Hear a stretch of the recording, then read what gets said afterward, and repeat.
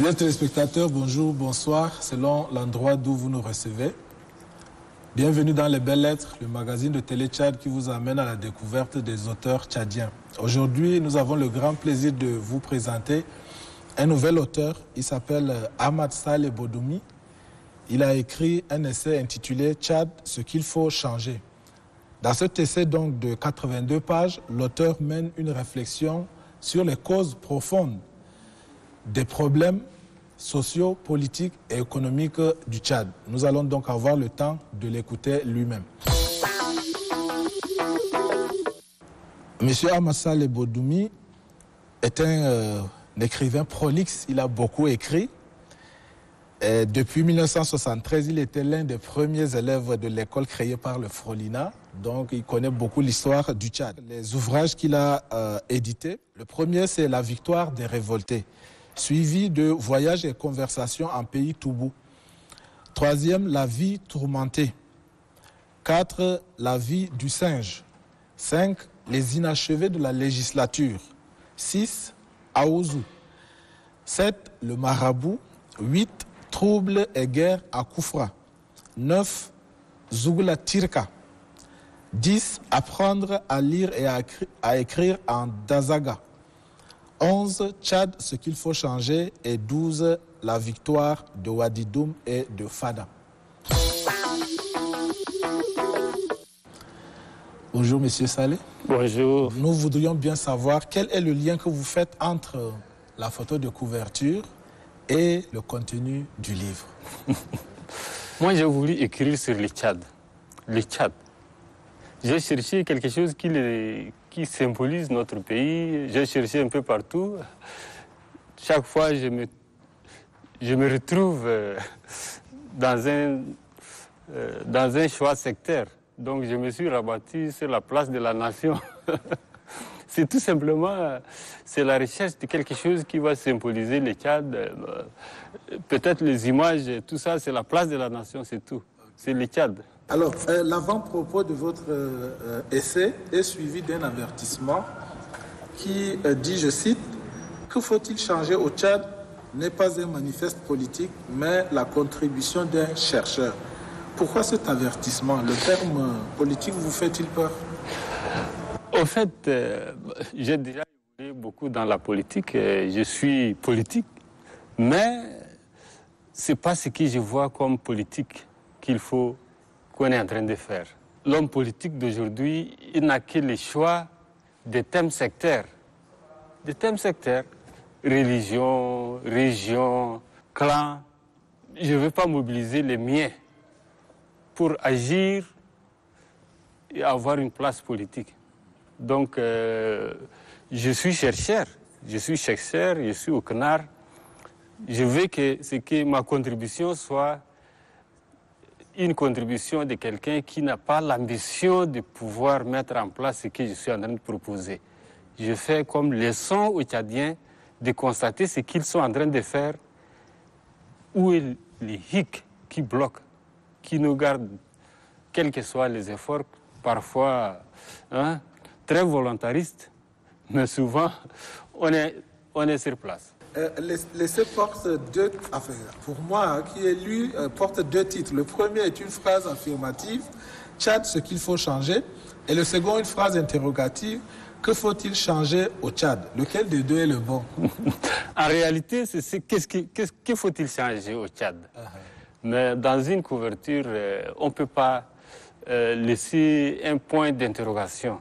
Donc, Tchad, ce qu'il faut changer, à l'intérieur, vous allez voir, qu'il faut-il changer au Tchad? C'est ça la réalité du titre.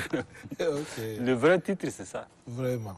Alors, au premier plan de votre livre, de la page 7 à la page 11, vous établissez un contraste frappant entre un Tchad doté naturellement de ressources et des Tchadiens pauvres. Quel est le problème en fait? C'est ça la problématique du livre. Vous avez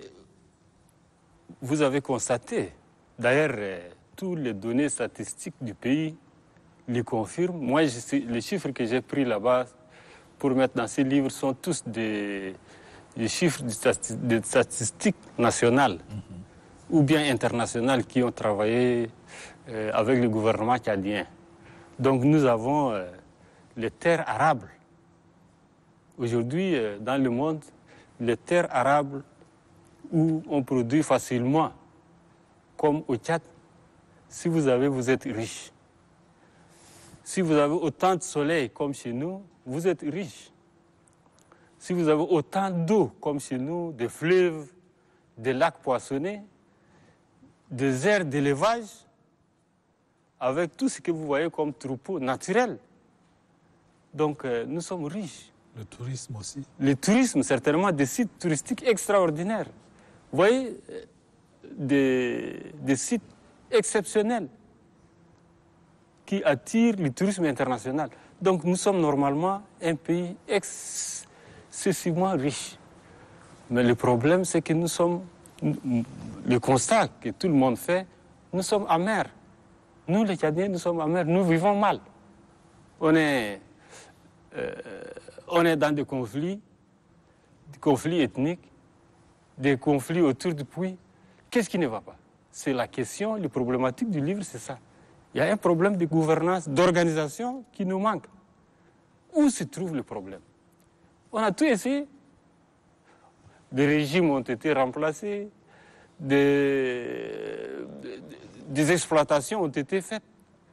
On est toujours dans la situation, dans la stagnation, dans l'amertume. Tous les Tchadiens sont aujourd'hui d'accord de se plaindre. On est tous d'accord que ça ne marche pas. Mais où est le problème? Alors, vous posez donc une grande problématique qui découle de l'hypothèse selon laquelle la guerre et les rencontres comme les dialogues, les forums, les conférences n'ont produit que le changement de régime.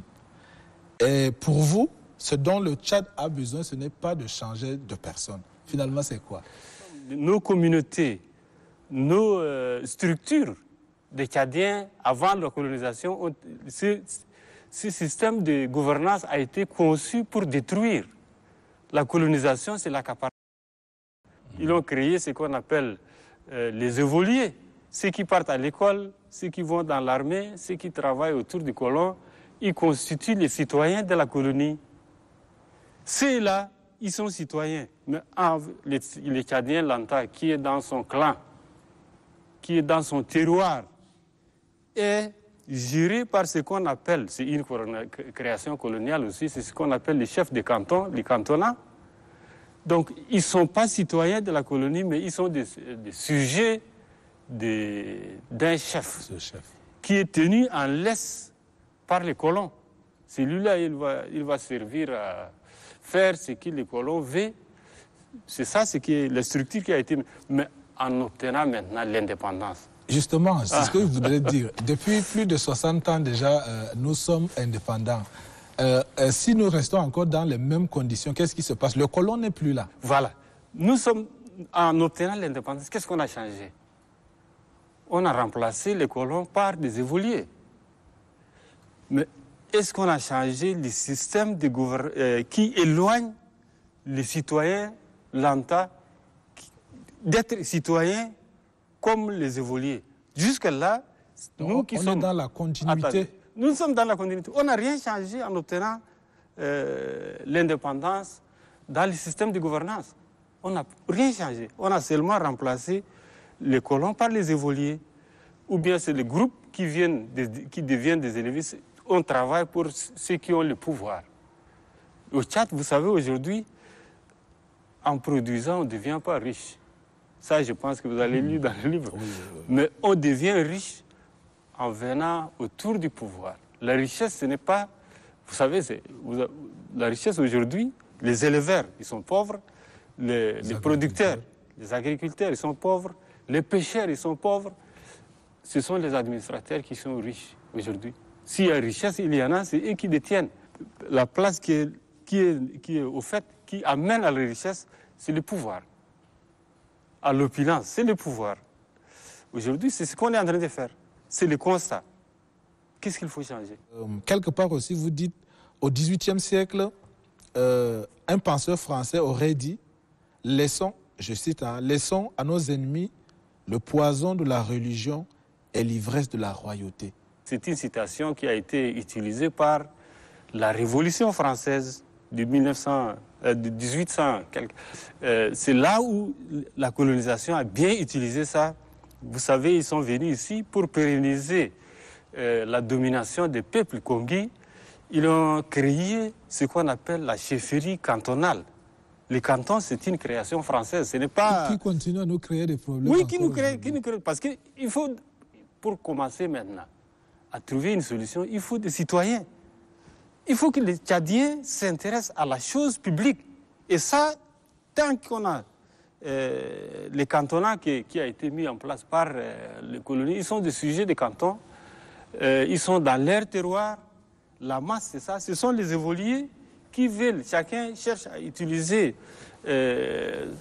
par des thèmes sectaires tant qu'on ne touche pas l'intérêt réel du panier de la ménagère. Le politique n'est pas visé à améliorer le panier de la ménagère.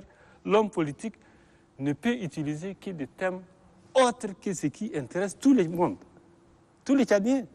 Il serait obligé de se rabattre sur la religion, sa région, sa communauté. C'est ce qu'on est en train de faire aujourd'hui. Chacun cherche à avoir la place prépondérante qui va la place laissée par les colons. Il va en profiter. C'est ce qu'on est en train de faire. Mais pour sortir de là, il faut qu'on pose réellement quel est notre problème. Quel est notre problème? Il faut que nous, on crée ce qu'on appelle les citoyens tchadiens. La conférence nationale en a essayé. Vous savez, la conférence nationale en a essayé. Il faut les territoires, définir les territoires et puis faire... On a créé les collectivités territoriales décentralisées. On a créé, défini les citoyens, ses droits et ses prérogatives. Sur le plan sociétal, on ne peut pas gérer une communauté où les uns sont sujets gérés par des chefs de canton, les autres sont des citoyens qui deviennent citoyens par l'école, comme les colons nous ont mis en place. On ne peut pas continuer avec ça. Vous avez aussi rapporté le discours du roi Léopold II de Belgique, prononcé en 1902 lors de l'envoi des missionnaires au Congo, que vous avez transcrit en 2017 ici.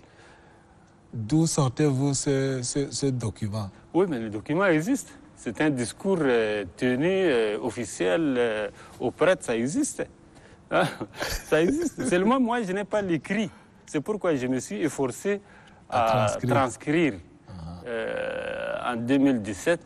Donc, comme je suis en train d'écrire quel était l'objectif des États coloniaux, j'ai voulu comment ils l'ont utilisé pour d'abord... Ils disent des choses accablantes là-dedans. Oui, mais ils viennent par l'armée. Mais pour pérenniser cette domination, il faut absolument qu'ils trouvent des mécanismes internes qui affaiblissent les sociétés conquises. Voilà, les communautés conquises, il faut créer des difficultés à leur propre sein, comme chez nous. Nous ne sommes pas des citoyens aujourd'hui, les Tchadiens, 90% des Tchadiens ne sont pas des citoyens. Ils ne sont pas concernés par les lois de la République, ils ne sont pas intéressés par la chose publique. C'est nous qui sommes à l'école, qui sommes venus autour du pouvoir, qu'on est en train de se chamailler. Donc, vous ajoutez, je cite, le franc CFA est un problème.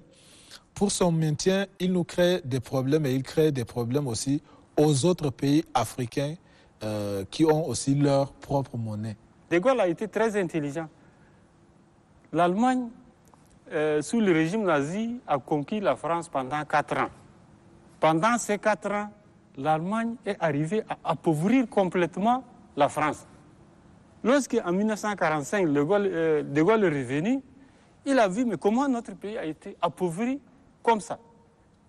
Or, ce que l'Allemagne a fait, il a créé un compte d'opération, il a créé ce qu'on appelle une soumission. Les Français, ils fabriquent des papiers comme le franc CFA. Ils fabriquent des papiers, ils achètent tout ce qui est en France. C'est parce que c'est lui qui nous gère sur le plan économique, qui détient la monnaie. C'est celui-là qui impose la politique économique. C'est pourquoi nos hommes politiques, aujourd'hui, ils n'ont pas influence sur le panier de la ménagère. Ce que nous vendons à l'extérieur, notre pétrole, etc., les devises, ils vont dans le compte du Trésor français. Oui. Ils nous fabriquent en contrepartie de papier, CFA. En faisant ça, c'est le système, sur le plan international, ils nous gèrent bien. Mais avec nos voisins, avec le Nigeria, avec le Soudan, avec la Libye, avec les Zaïre, si vous voulez, ceux qui nous entourent avec leur monnaie, ce sont ceux-là. Et qu'est-ce qu'ils font? Ils ne peuvent pas aujourd'hui empêcher à nos éleveurs de conduire leur bétail là-bas. Quand ils viennent avec leur bétail, ils ramènent des choses et entre les CFA et les NERA, il y a des problèmes. Donc, qu'est-ce qu'ils font? Il faut bloquer ces circuits.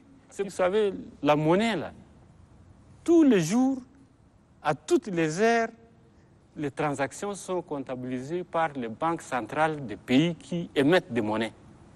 Vous passez des produits, la richesse, c'est les produits et les services. La monnaie, là, c'est juste pour l'échange. Donc, ce que De Gaulle a fait, il a vu que l'Allemagne est appauvrie. En 1945 même, il a créé le CFA pour bien profiter des colonies. Il a créé la monnaie. Si nous ne sortons pas de là, nous n'avons pas le panier de la ménagère, nous hommes politiques, ils travaillent seulement sur des thèmes sectaires. La religion, l'ethnie, on est en train de se battre entre nous pour des puits. D'abord, vous savez, nos communautés, ils n'existent pas en tant qu'entité. Il n'y a pas de communauté. La loi de la République, laissée par la colonie et après par nous-mêmes, ne reconnaît pas la communauté en tant que personnalité morale. Ça n'existe pas. Seulement le chef de canton qui est reconnu. Vous savez, vous prenez un cantonat, ces territoires, etc., c'est administratif. Oui. On peut le faire à la main, selon sa politique. Mais ces terroirs, on crée entre ces gens-là, entre les gens, pour qu'ils se tout détruisent. Continuellement, on a des problèmes avec les guerres tribales, les guerres ethniques, des batailles rangées autour du puits, autour des cours d'eau, tout ça. Là. Alors, si nous pouvons... On ne peut pas... Laissez-moi finir cette partie. Oui. On ne peut pas rester au nom de la communauté pour demander les droits de la communauté. Quand les gens se battent dans les conflits intercommunautaires, on attrape quelques individus. Ces individus, ils sont estés par la justice comme des gens, on va d'ailleurs chercher des motifs personnels, alors qu'ils sont en train d'agir pour des motifs communautaires. Comme la communauté n'est pas reconnue par la loi, vous savez, il n'y a aucune personnalité morale. On prend en tant qu'individu ayant participé. Les qualificatifs même, et on les met en prison, mais le problème reste latent entre communautés. Puisqu'en attrapant quelques personnes, en emprisonnant, on n'a rien résolu. Le problème interne continue. Ok, nous avons compris le contenu, mais maintenant en termes de suggestions, oui. Si nous pouvons aller point par point. Voilà. Voilà. C'est simple. Il faut d'abord créer les citoyens tchadiens. Il faut rendre égaux les Tchadiens devant la loi, devant les prérogatives. Moi, je ne dis pas qu'il faut détruire nos entités traditionnelles. Mais une tradition, c'est communautaire. Les communautés qui veulent conserver leur tradition, leur chefferie, ils n'ont qu'à gérer. Ils n'ont qu'à prendre les charges. L'État ne doit pas financer la prise en charge des communautés. Ensuite, si ils se prennent en charge, ils conservent leur tradition, tant mieux. Mais dès lors qu'il n'y a pas de consensus entre eux autour des chefferies, autour des successions, c'est là où les gens créent des problèmes entre Tchadiens, autour des successions, l'État ne peut appliquer que la loi de la République. Il n'y aura que des élections, le forgeron, l'esclave, l'eunuque. Et aussi, ils peuvent être candidats devant la loi. Comme ça, l'État, le Tchadien devient un sujet de l'État. il devient un citoyen. Il doit avoir regard sur la chose publique. Si on ne fait pas ça, avec tout ce qu'on est en train de faire, c'est inutile. On va se faire la guerre. Et avoir une propre monnaie aussi. Voilà, deuxième point. Le deuxième point, c'est simple. La monnaie, là, ce n'est pas la richesse. La monnaie n'est pas une richesse. Aujourd'hui, si vous regardez les statistiques qui sont là, tous les hommes les plus riches de l'Afrique, ils sont dans des pays où il y a des monnaies fluctuantes. Local. Vous avez le plus grand, le riche, il est au Nigeria. Sinon, en Afrique du Sud. Sinon, je ne sais pas, au Kenya. Mais jamais dans le pays de l'Afrique francophone. Le problème, ce n'est pas ça. Ce sont les services et les matières qui sont la richesse. La monnaie ne sert seulement à la circulation interne du pays. Le trésor, il gère ce qui sort dehors et compense avec nos matières, aucun problème. Il n'y a pas un pays pauvre qui ne peut pas gérer une monnaie. C'est pas vrai. Okay. La monnaie, là, tout le monde peut gérer la monnaie, pourvu que, à l'intérieur du pays, l'État ne reconnaît que ça comme monnaie, et puis la valeur, c'est l'État qui fixe. Si il voit qu'il y a beaucoup de monnaies qui sont dans la masse, il diminue le coût, la valeur. C'est ce qu'on est en train de faire partout dans le monde. On ne peut pas garder une monnaie figée pendant des années, arrimée, je ne sais pas, à l'euro. Ça se sert seulement à nourrir nous, qui sommes les évolués, les instruits d'aujourd'hui et les évolués d'hier qui profitons. Donc, nous qui sommes au pouvoir, nous avons remplacé les colons qui gardaient la colonie.